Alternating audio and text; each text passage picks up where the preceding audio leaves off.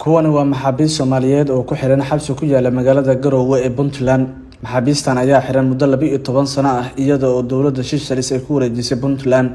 Dadkan badankooda waxa ay ka soo jeedaan deegaanada Galmudug.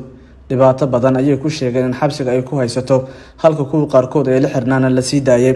Dhalinyaradan ayaa lagu kala magacaabaa Dr. Shaafici Cabdullaahi Cali, Xuseen Axmed Maxamed, Dina Xaashi Nur, Cabdirasaaq Aadan Jimcaale, Bashiir Xasan Cali, علي محمد علي، عبد القادر حاشي عوالي، سلاد محمد ديوريه، ظاهر محمد عبدي، عمر ورسمة جامع، عبدي حسن محمد، عبد ولي أحمد فارح، عامر عمر السمري، محمود جامع كلن، بشير نور محمد.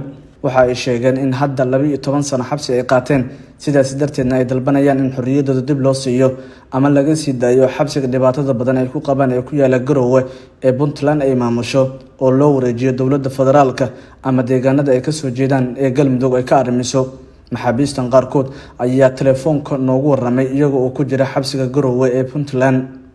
السلام عليكم ورحمة الله وبركاته. مقعي واحد اللي يراد عمر وسمة جامع وحنا هاي دلنيردي Seychelles laga keenay وحبس Garowe la keenay waxa ku xukumanay 16 sano waxana ahay nin ka soo jeeda reer Galmudug kan ka soo jeeda ayaan ahay saas awadeed marka magacayga mar labaad hadii ku celiyo Umar Usman Jaamac la yiraahdo waxaan ku xukumanay 16 sano dhabaantii anu Assalaamu alaykum warahmatullaahi wabarakatuh. Magacayga waa Cabdiwali Axmed Faarax Ali baa la yiraahdaa xabsi Seychelles aan ku xirnaa 3 sano kan waxaan ku xiranahay sanadkii 8aad baan oo socdo 12 sano xirana الله وبركاته. magacayga waxa la yiraahdaa Umar Usman Jaamac waxaan ahay dhallinyaradii Seychelles laga keenay oo xabsiga Garowe la keenay waxa ku xukumanay 16 sano waxana ahay nin ka soo jeeda reer Galmudug kan ka soo jeeda ayaan ahay saas awadeed marka magacayga mar labaad hadii ku celiyo Umar Usman Jaamac la yiraahdaa waxaan ku xukumanay 16 sano waxaan ka tirsanahay dhalinyarada reer Galmudug ayaan ka tirsanahay